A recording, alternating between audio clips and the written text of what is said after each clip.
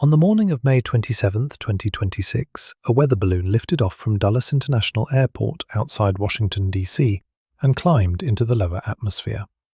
Routine work. Twice a day, at every major airport and every National Weather Service office in the country. Balloon up, data down.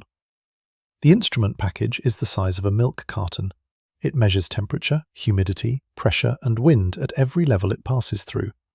There is almost no more boring measurement in operational meteorology. This one came back wrong.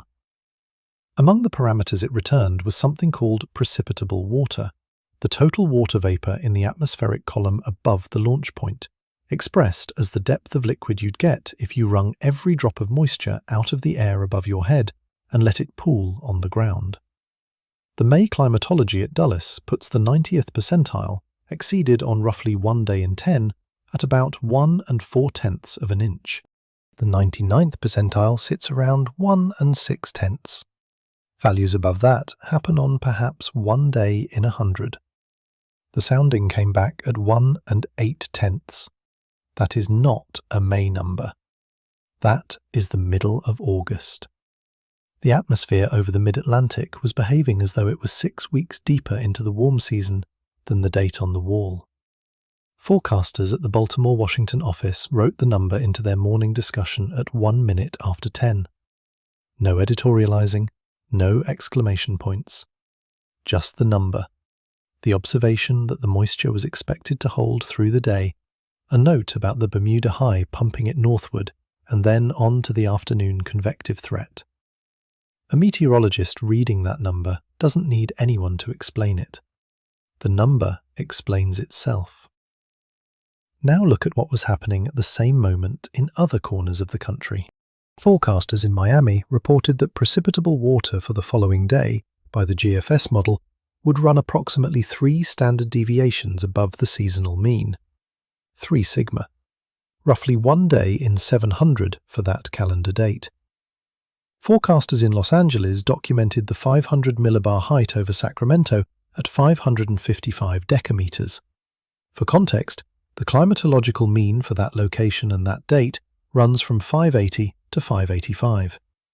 This was 25 to 30 decameters below average. They wrote it plainly in the forecast discussion. January-like values. Not a metaphor, a description.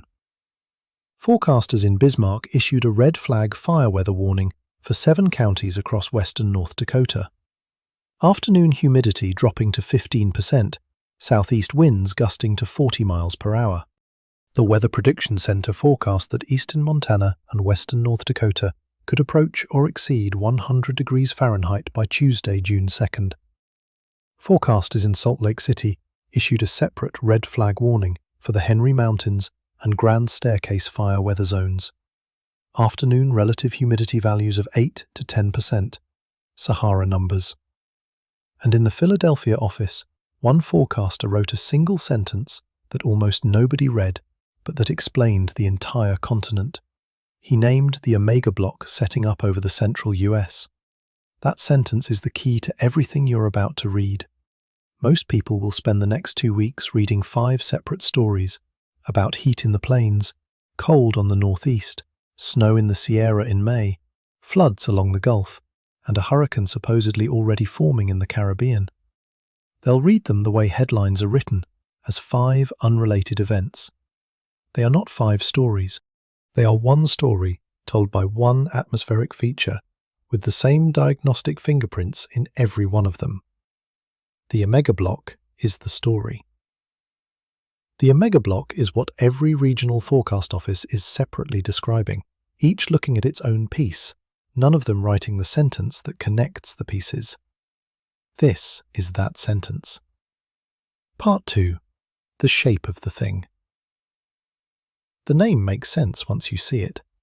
Draw the contours of the upper atmosphere over North America during one of these events, and you get the shape of the capital Greek letter omega, a tall, rounded ridge of high pressure in the center, 2 areas of low pressure dug down on either flank.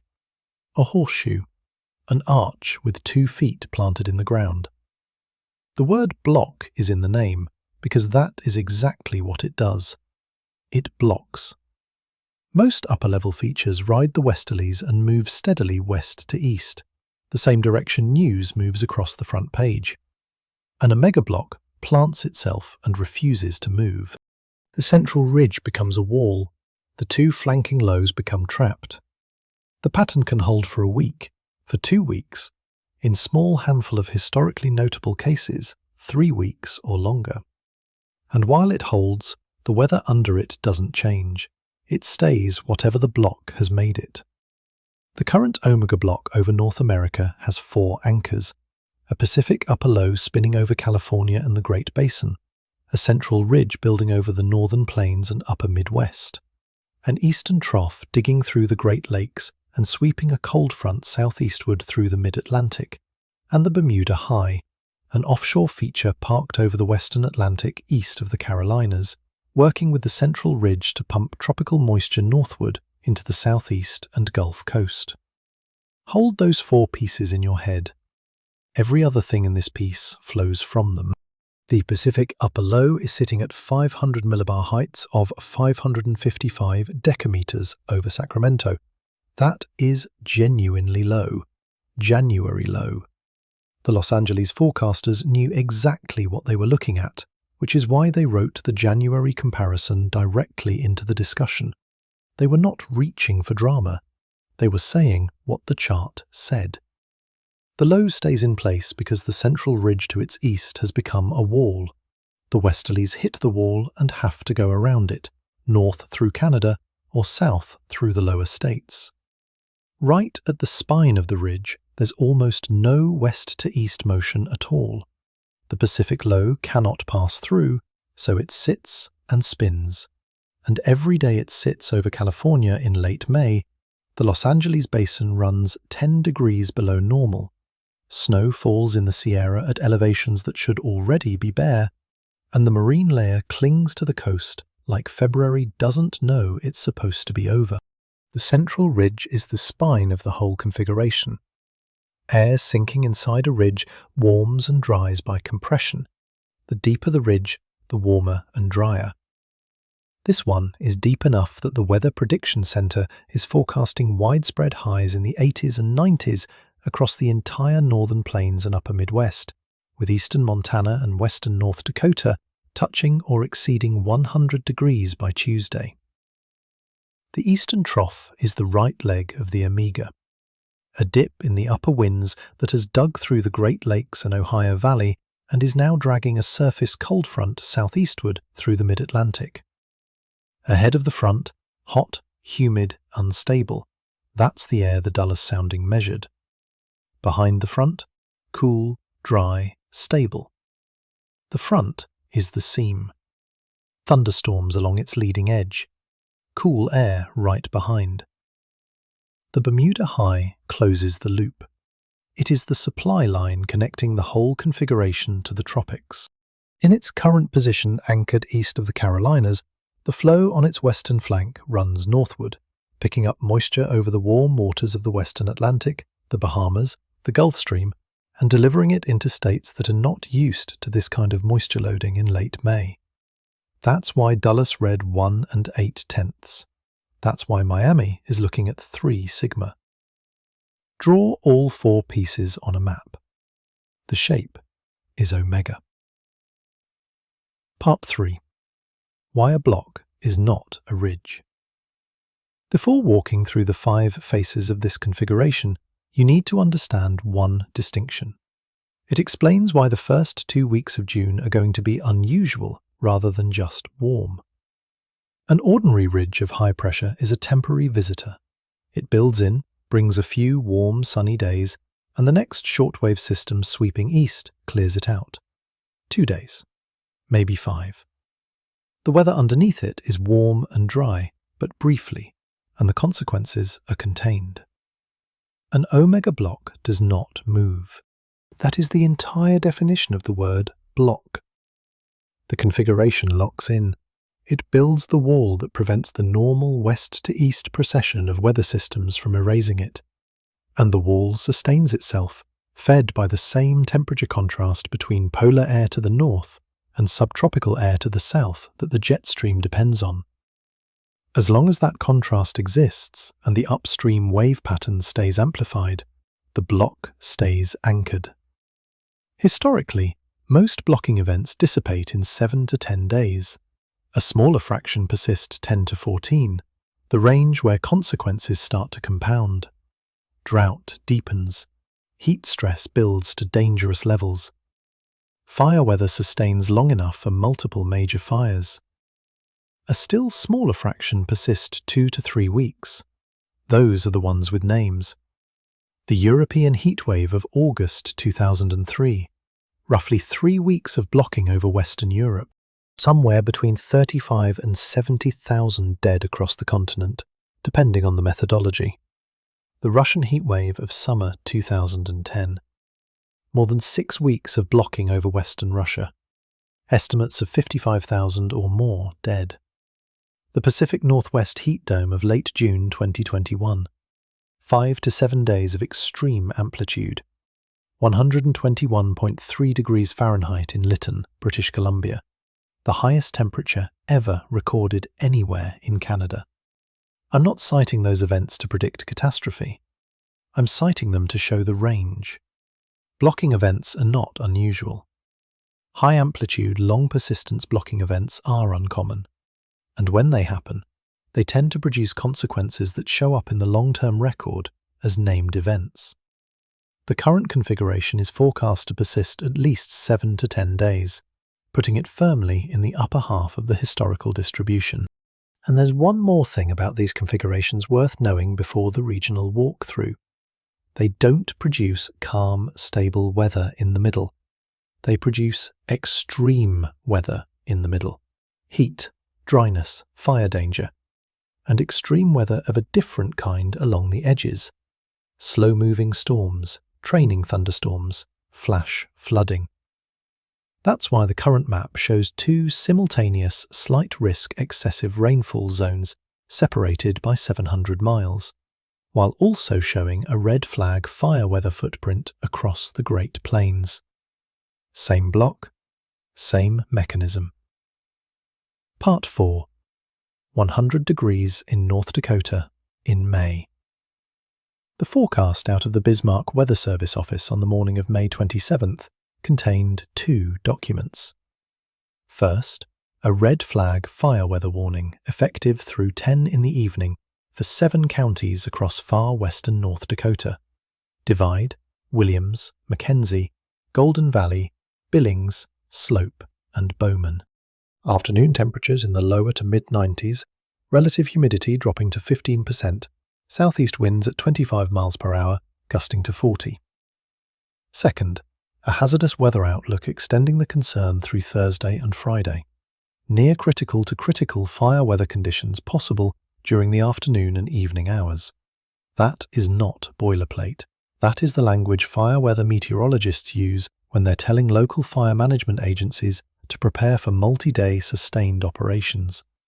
The Weather Prediction Center's morning national discussion expanded the picture. Summer-like heat persisting across the northern plains and upper Midwest. Widespread highs well into the 80s and 90s through the end of the work week. Eastern Montana and western North Dakota potentially nearing or eclipsing 100 degrees by Tuesday, June 2nd. And this sentence, in plain English: these early season summer-like temperatures could become hazardous to those who are heat sensitive. The heat risk scale runs from green to magenta. The WPC forecast puts much of the central US in the orange and red bands, major heat for most of the population, with isolated magenta possible at the peak. For context on how unusual this is, the 30-year climatological probability of a 100-degree reading at any first-order western North Dakota station in late May sits in the bottom 3 to 4% of all values for the date. Not impossible, just rare. The probability of 3 consecutive such days is below 0.5%. International Falls, Minnesota. Nearly on the Canadian border. A town with, in some local meteorologists' affectionate description, 2 seasons: winter and road construction. It regularly posts the coldest overnight lows in the contiguous United States. The WPC forecast has it approaching 90 degrees by the end of the week. 90 in International Falls in late May is not a warm stretch. It is the signal that the warm season has not just arrived, it has overrun the calendar. Now the second-order consequence. The thing most likely to make actual news over the next 10 days. Western North Dakota has spent the entire spring in record drought, part of the worst January through March precipitation period in the 131-year instrumental record for the contiguous US. A record dry landscape sitting under a high-amplitude ridge, baking at 15% afternoon humidity with 40-mile-per-hour wind gusts, has every ingredient for catastrophic fire growth. Not a fire, the ingredients for a fire. The trigger could be a single dry lightning strike, a piece of farm equipment, a downed power line. The Bismarck office's hazardous weather outlook extended fire weather concern through Friday.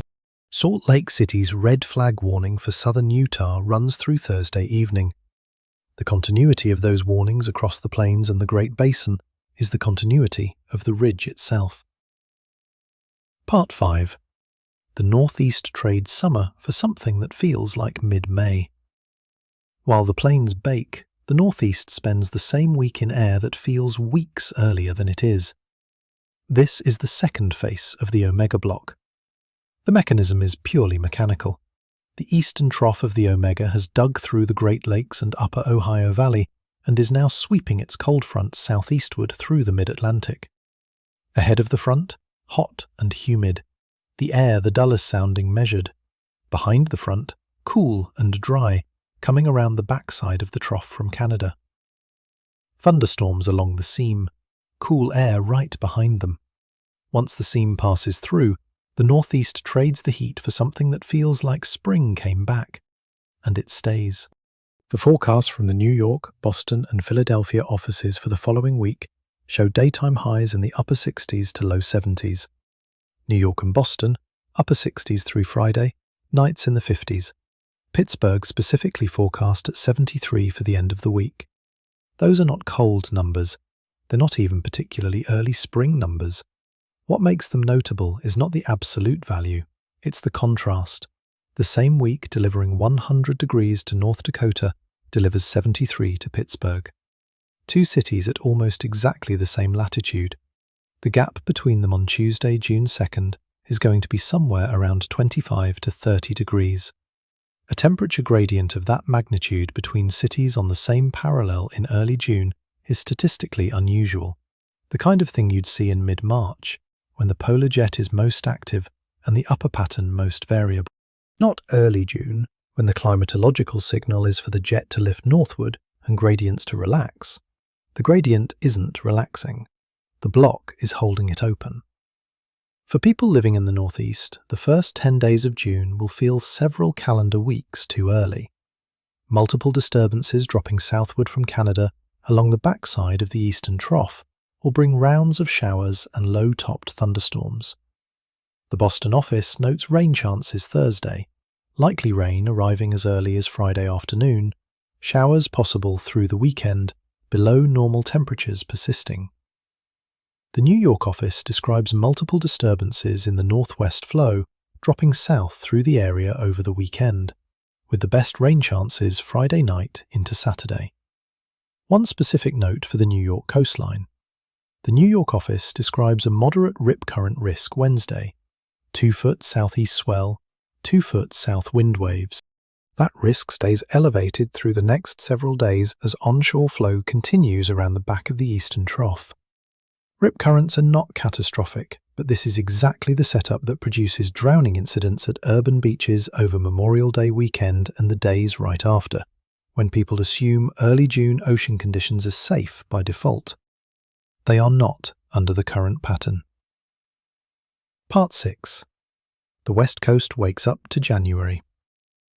What the Los Angeles Oxnard office wrote on the morning of May 27th was unusual even for people who read forecast discussions every day. The forecaster wrote that the weather for the next 2 days would feel more like Portland than Southern California. Periods of clouds, periods of sunshine, breezy, especially along the coasts and in the Antelope Valley. That is the language of someone looking at a chart that doesn't look like late May.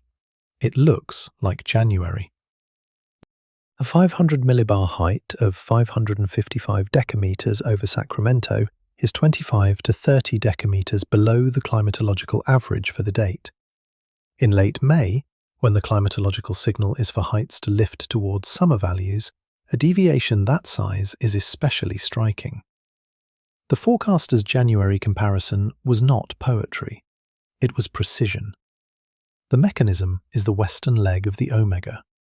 The Pacific upper low parked over California and the Great Basin, anchored there by the central ridge to its east, doing to the west coast what the eastern trough is doing to the mid-Atlantic. Different regional consequences because the geography is different. Same block. First consequence, temperature. Coastal and valley areas forecast to reach only the 60s Tuesday. 3 to 6 degrees below normal on the coast, 8 to 12 below in the valleys, 15 to 20 below in the mountains. A gradual warming trend starts Friday as the upper low begins to drift northward. The coast and valleys don't reach seasonal norms until Saturday or Sunday. Second consequence, precipitation. Snow in the Sierra in late May. At the highest elevations, this is not extraordinary in itself. What makes it notable is the backdrop. The 2026 water year has been dominated by record drought.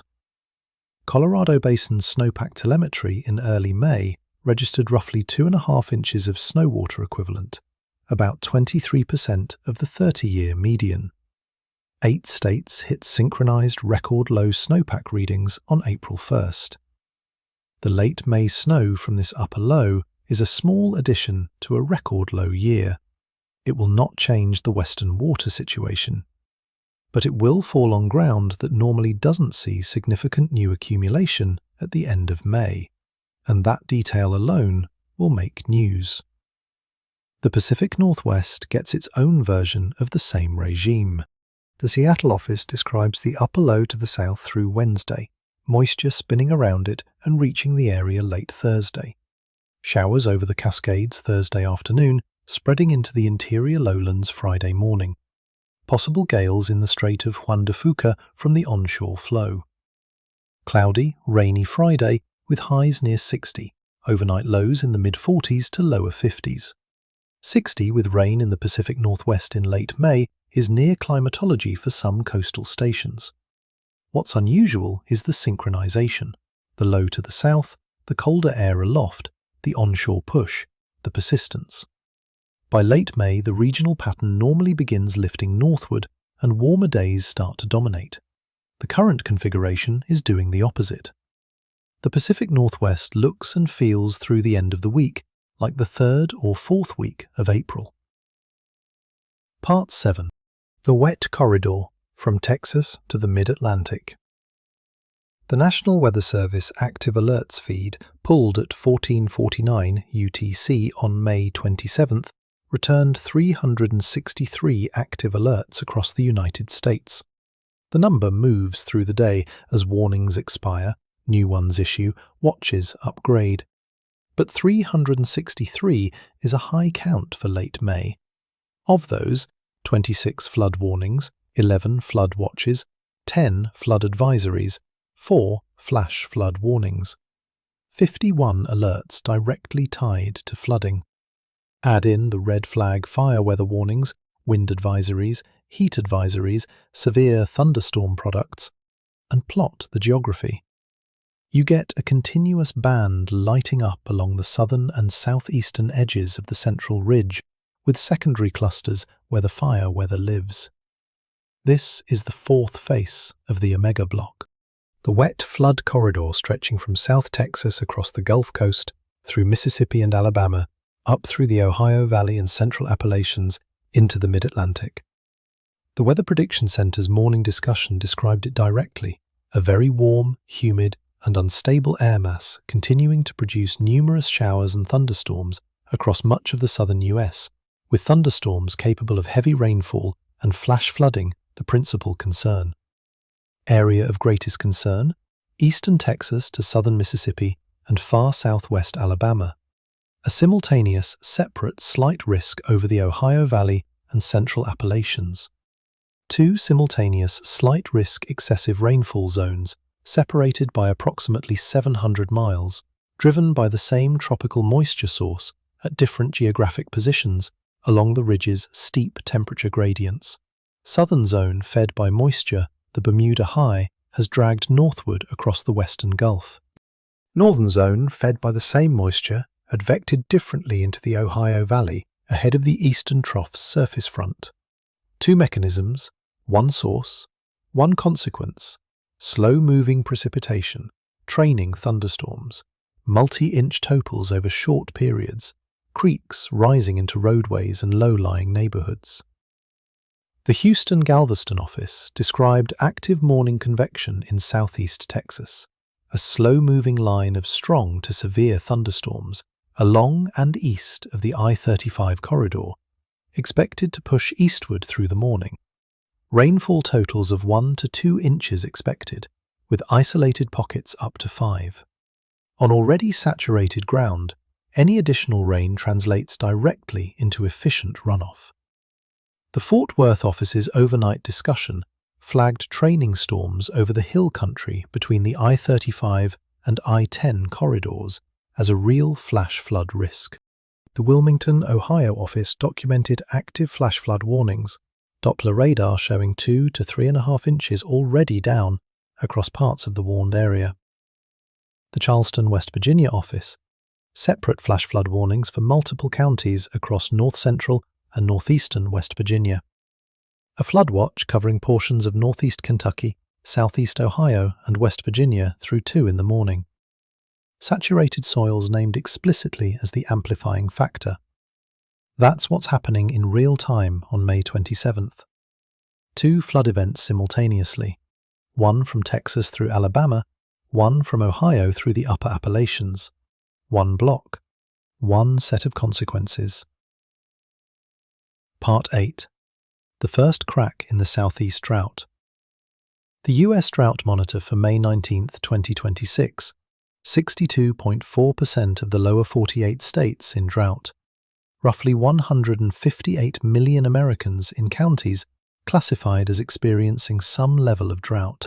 46 of 50 states with at least moderate drought coverage. 99% of the Southeast in drought. 62% of the region in severe to exceptional conditions. Georgia, North Carolina and South Carolina recorded the driest September 2025 through March 2026 period since the 1895 baseline.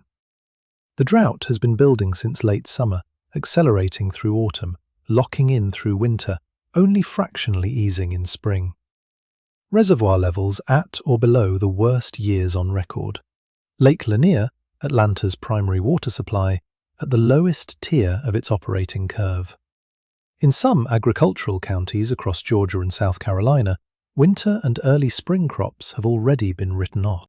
The Miami office's forecast discussion at 7:12 in the morning on May 27th described what's coming. A significantly wetter weather pattern beginning Wednesday night, persisting through the weekend and possibly into early next week. By the end of the day, the surface ridge and mid-upper ridge would be displaced by developing trophiness, with winds across South Florida veering to southerly, triggering an extended moisture advection scenario. Southerly and eventually southwesterly flow tapping the deep moisture pool over the Caribbean and southeastern Gulf. Probability of precipitation jumping to 70 to 80% for much of South Florida by Thursday afternoon. The Birmingham office described the regional picture. Periods of scattered to numerous showers and thunderstorms through the week, low to medium chances for isolated flash flooding. Southerly flow in the lower levels combined with the large upper low off the west coast, producing a persistently wet pattern through Thursday. How much rain does the southeast receive over the first 10 days of June? Deterministic guidance from the European model, GFS, and ensemble averages collectively suggests 4 to 8 inches across much of the Florida peninsula. 4 to 6 across the Gulf Coast and southeastern Alabama and Georgia, 2 to 4 across most of the rest of the southeast. Where training storms set up over the same locations on consecutive days, those totals can double or triple. Where storms move quickly, significantly less. This won't end the drought.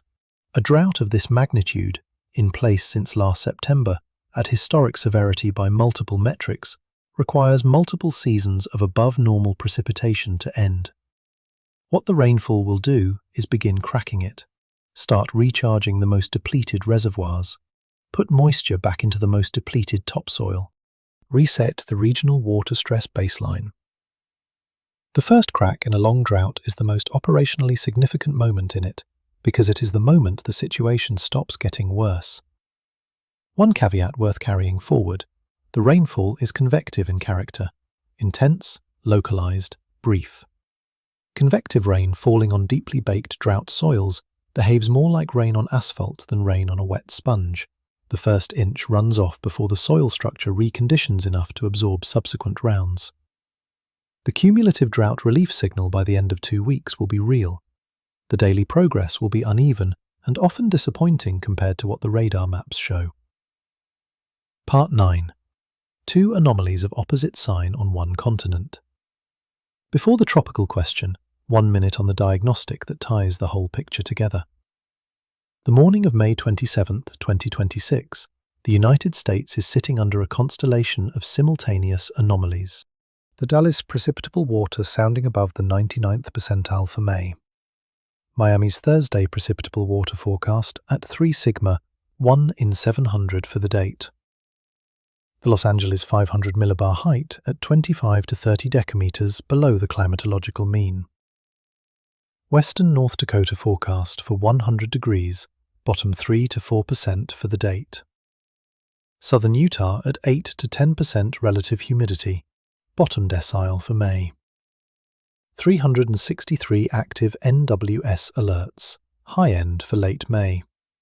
Dual simultaneous slight risk excessive rainfall zones 700 miles apart. Red flag warnings anomalously extensive. Sierra snow in late May. Florida flash flood risk. Each of those in isolation is worth a brief mention in the daily weather summary. What makes the current configuration genuinely unusual is that all of them are present at the same time, on the same continent, pointing in opposite directions. The same week that delivers 1 in 700 tropical moisture to Florida delivers 1 in 10 dryness to southern Utah. The same week that delivers 100 degrees to North Dakota delivers 73 to Pittsburgh. The same week that delivers Sierra snow to California delivers 90 degrees to International Falls. This is not coincidence. It is, in the precise statistical sense, the diagnostic fingerprint of a high-amplitude blocking event. Climatologists studying atmospheric blocking use a blocking index measuring the persistence and amplitude of the long-wave pattern in the mid-latitude flow. A high blocking index means the long waves have stretched and slowed to the point where the normal west-to-east progression of weather has effectively stalled. The current pattern has a blocking index in the upper percentile of values for late May. The European heatwave of 2003 was anchored by an anomalously warm sea surface temperature pattern in the eastern North Atlantic.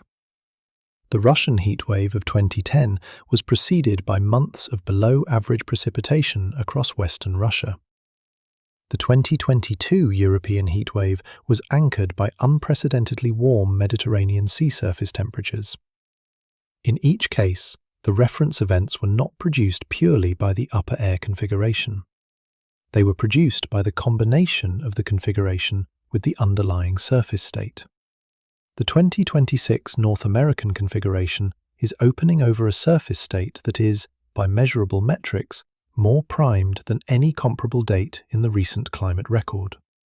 Whether that translates into a reference class outcome is the question the next 2 to 3 weeks will answer. Part 10. The storm that isn't forming. If you've opened YouTube at any point this week, You've seen the thumbnails. Dark swirling thunderstorm masses over the Western Caribbean, saturated palettes of grey and deep red. The name Arthur stamped across them in white text the size of a billboard. Titles in the present tense and the imminent tense. Arthur is forming. Arthur is developing in the Western Caribbean. Watching Arthur. Get ready for Arthur. There is no Arthur. As of the morning this was written, the National Hurricane Center's 7-day tropical weather outlook for the Atlantic Basin contains the explicit sentence, "Tropical cyclone formation is not expected during the next 7 days." The same sentence appears in the East Pacific outlook. There is no system in the Atlantic Basin the National Hurricane Center is monitoring for short-term development.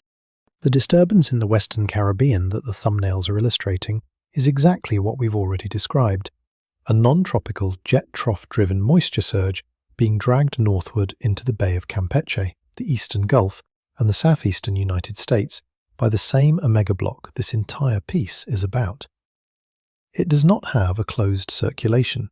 It does not have persistent deep convection over a single organized center. It does not have a warm core. It meets none of the standard World Meteorological Organization criteria for a tropical depression, let alone a tropical storm. The thumbnails are not depicting a storm the National Hurricane Center is somehow missing. They're depicting a disturbance whose visual signature on satellite can be rendered to look more threatening than its meteorological reality. This matters enough to name clearly, because the same dynamic will repeat for the next 7 to 10 days. The disturbance in the Western Caribbean is not going away. It will remain a visible feature on satellite imagery for as long as the moisture surge continues, and the moisture surge will continue in some form for as long as the upper air pattern that's driving it remains in place. A moisture surge against the dark backdrop of the Caribbean, with thunderstorm complexes flaring up and down across it, is inherently photogenic. It can be cropped and color-corrected and titled to produce a credible-looking imminent storm narrative every single day, even as nothing meaningfully changes underneath the imagery. The people producing this content also know perfectly well that the first named storm of the 2026 Atlantic season will eventually form. When it does, the content will be retroactively vindicated. The fact that it formed somewhere different, at a different time, through a different mechanism than the early week thumbnails depicted, that part won't be foregrounded. Here is what the data is actually saying in 4 parts. Part 1.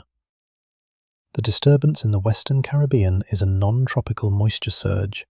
It is doing useful work in some places, providing the first meaningful drought relief to the Gulf Coast and southeast since last fall. In others, it is producing flash flood risk. It is not a tropical system, and the NHC is not monitoring it. Part 2. The ensemble model guidance for approximately June 1st through June 5th. The European ensemble, fewer than 10 of 51 members, develop a tropical cyclone-like feature somewhere in the Western Caribbean or Northeastern Gulf in that window. The GFS ensemble, a somewhat higher member count in roughly the same area. Google DeepMind's experimental model, 3 of 50 members flagging tropical development in the same window. None of these probabilities are high. The member count in each case is well below the ensemble majority. But the probability is non-trivial, somewhere in the 15 to 25% range, depending on how the ensembles are pulled and weighted. Part 3. The underlying environment. Atlantic Main Development Region sea surface temperatures for late May are approximately 0.4 of a degree Celsius above the 1991 to 2020 baseline. The Caribbean is 0.5 above. The Gulf of Mexico is 0.6 above. All 3 values are in the upper third of measurements for the past 30 years. The same disturbance that might have failed to develop in 1995 or 2005 has a meaningfully better chance in 2026, simply because the underlying ocean has been heated. Part 4. The Madden-Julian Oscillation, the dominant intraseasonal tropical circulation pattern, is currently moving from Phase 1 toward Phase 2, with the forecast suggesting it amplifies into Phases 2 and 3 during the first week of June. Historically, MJO amplification into Phases 2 and 3 is associated with enhanced convection over the Western Hemisphere, the tropical Atlantic, and the Gulf of Mexico. The MJO is not a sufficient trigger for cyclogenesis on its own. It acts as a multiplier on the background environment. Stack all 4 parts and the honest tropical development outlook reads, there is no storm today. There is a moisture surge. The probability of an organized tropical system forming somewhere in the Western Caribbean or Northeastern Gulf in the window of approximately June 1st through June 10th is meaningfully elevated above long-term climatology, perhaps 15 to 25% against a climatological baseline of around 11%.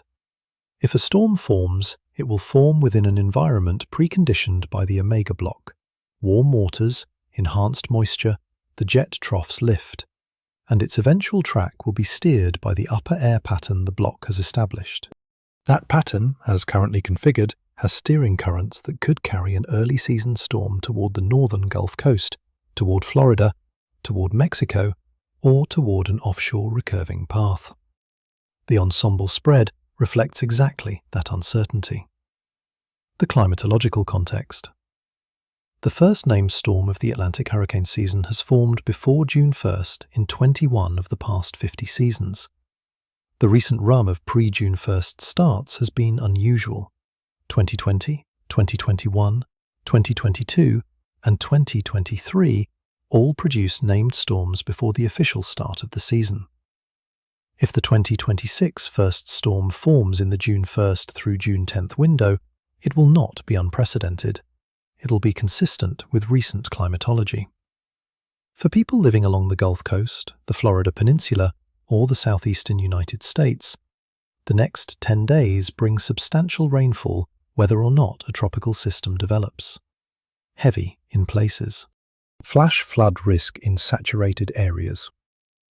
Accompanied in the June 1st through June 10th window by an elevated probability of a tropical cyclone forming somewhere in the Western Caribbean or Northeastern Gulf, a probability that, while not high in any individual ensemble member, is meaningfully non-trivial across the pooled guidance.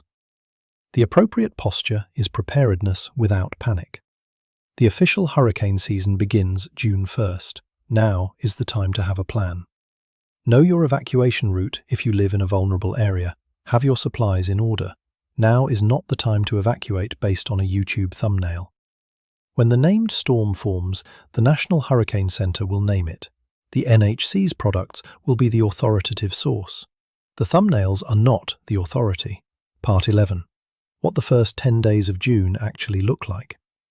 The configuration is described. The 5 regional faces are walked through. The tropical question is laid out. What does the first 10 days of June actually look like, operationally, day by day? First 36 hours, evening of May 27th through the morning of May 29th. The current convective and flood events close out. The mid-Atlantic severe thunderstorm window plays through Wednesday afternoon and evening. The Texas flood event continues through the morning, with focus shifting east. The Ohio Valley flood event runs through early evening as the stalled boundary slowly lifts northward. Next 48 hours, late Thursday through Saturday.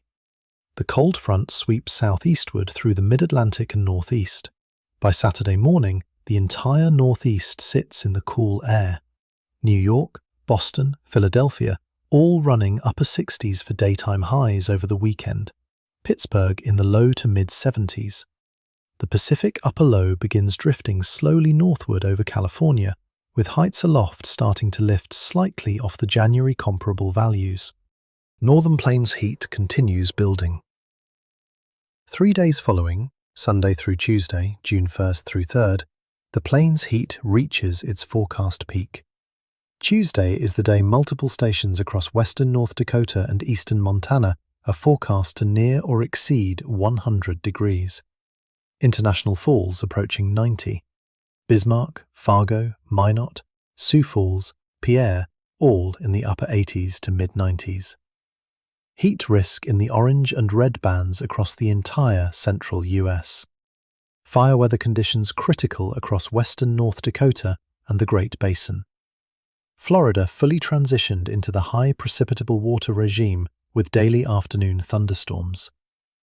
Midweek of the first full June week, Wednesday through Friday, June 3rd through 5th, the tropical development window. The European, GFS, and Google DeepMind ensembles show their highest member counts for cyclogenesis during this sub-window. If a tropical system is going to form in the first 10 days of June, this is the most likely period. A system, if organized, will initially move slowly within the weak steering current environment the block has produced.